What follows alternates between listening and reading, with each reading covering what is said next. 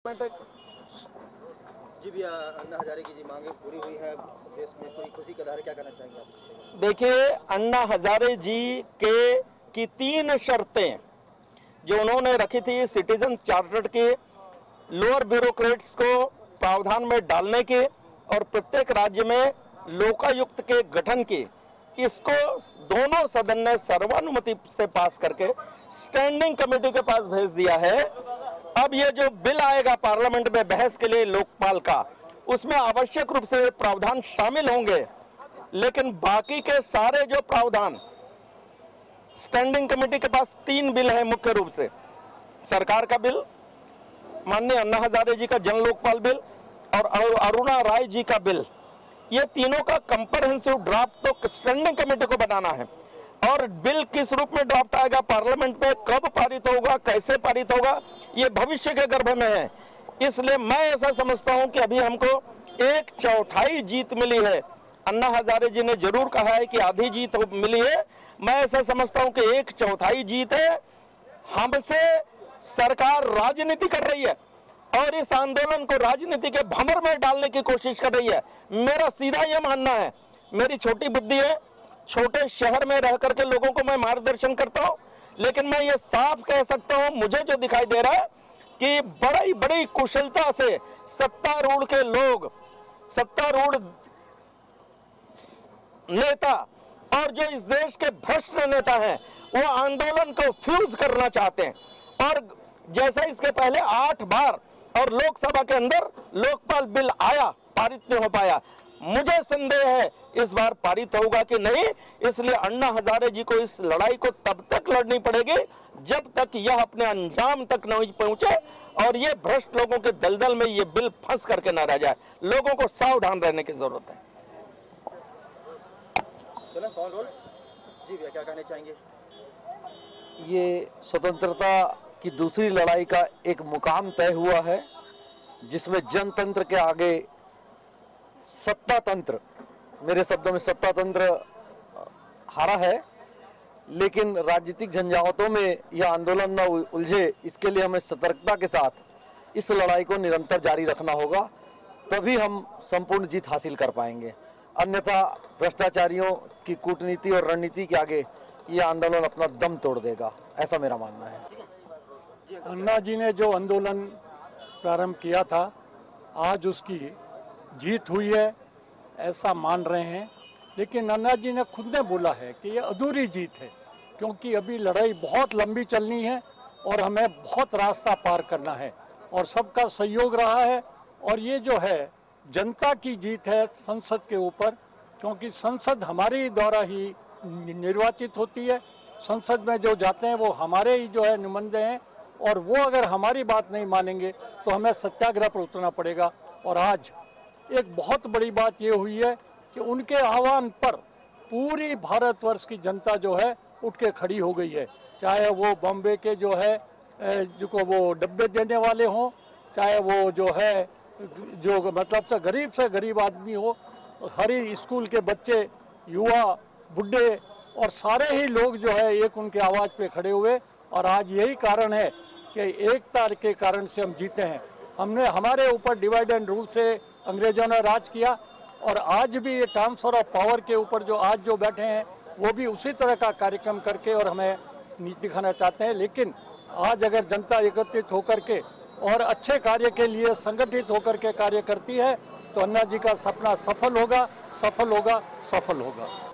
माननीय अन्ना हजारे जी के द्वारा जो मशाल जलाई है वो मशाल कंटिन्यू प्रज्वलित रहना चाहिए, और इसके लिए भारत के प्रत्येक नागरिक को, बूढ़े को, बच्चे को, और इवन हमारे इसमें न्यूट्रल जेंडर ने भी सहयोग दिया, सबको सहयोग देना चाहिए। और तभी यह भ्रष्टाचार समाप्त हो जाएगा। और भ्रष्टाचार समाप्त करने के लोकपाल बिल आएगा, सब बिल आएंगे, परंतु भारत के प्रत्येक नागरिक को भी जागृत होना चाहिए कि अगर स्टाम्प खरीदे जा रहे तो 10 रुपए का स्टाम्प है, 10 से 11 नहीं दे, 12 नहीं दे। नोटरी के बाद अगर 25 रुपए फीस है तो उसको 26 नहीं दे। इस बार से भारत के प्रत्येक नागरिक को जागृत रहना पड़ेगा। अन्ना हजारे जी ने परिपक्वता ला दी, भारत के प्रत्येक नागरिक को आगे बढ़ने के लिए, भ्रष्टाचार से लड़ने के लिए कृत संकल्प किया है। बस मैं इतना कह करके अपना वक्तव्य समाप्त करता हूं।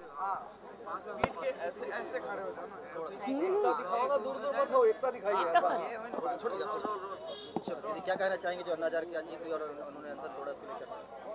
एक अन्ना हजारे जी की जीत नहीं हुई है, ये पूरे भारत देश के जो छोटे छोटे शहर में भी बसे हुए लोगों की जीत हुई है।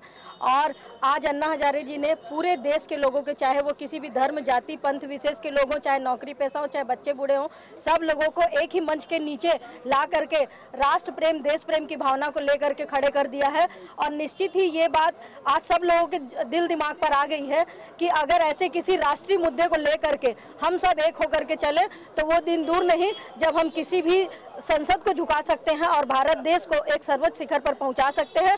अन्ना हजारे की जीत हम सब की जीत है और भ्रष्टाचार के विरुद्ध जो आग जली है उसे निरंतर जलती रहना चाहिए। यह हमें जो दूसरी आज़ादी मिली है उस आज़ादी का लाभ लोगों तक के जाए, लोगों को मिले, बस यही बात अपनी कहना।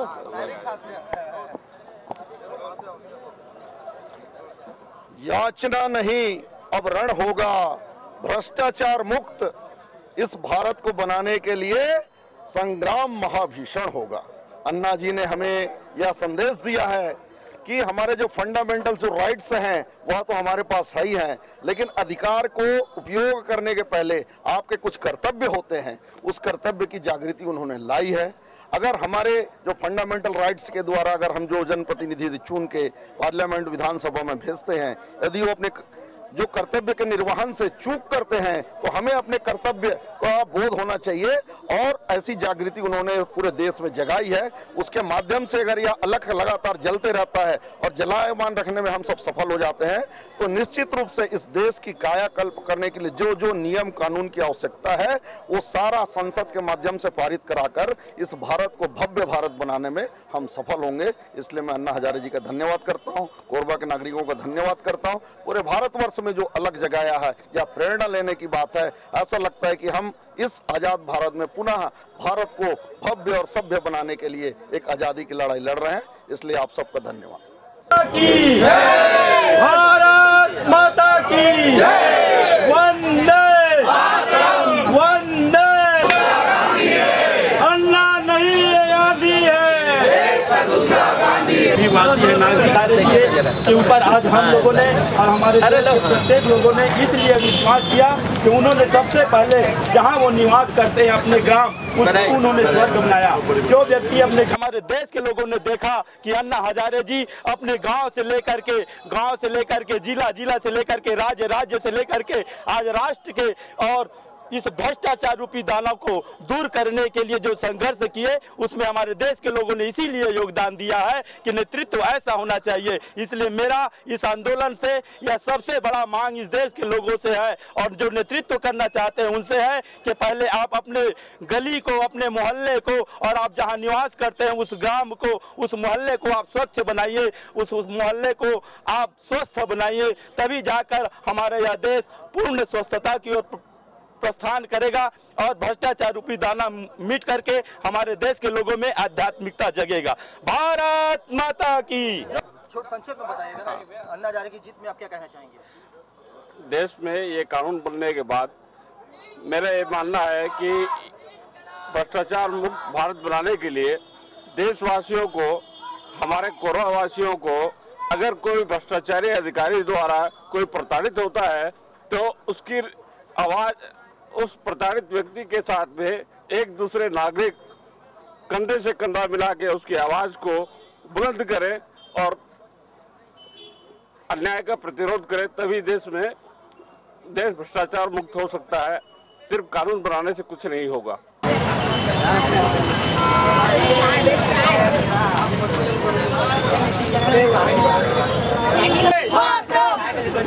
और बोलो माता की जय, भारत माता की जय, माता की जय, भारत माता की जय। इनकलाब जिंदाबाद, इनकलाब जिंदाबाद। ठीक है अन्ना नहीं है, आंधी है। देश के दूसरा जीत गए भाई, जीत गए, जीत गए भाई, जीत गए। अन्ना जी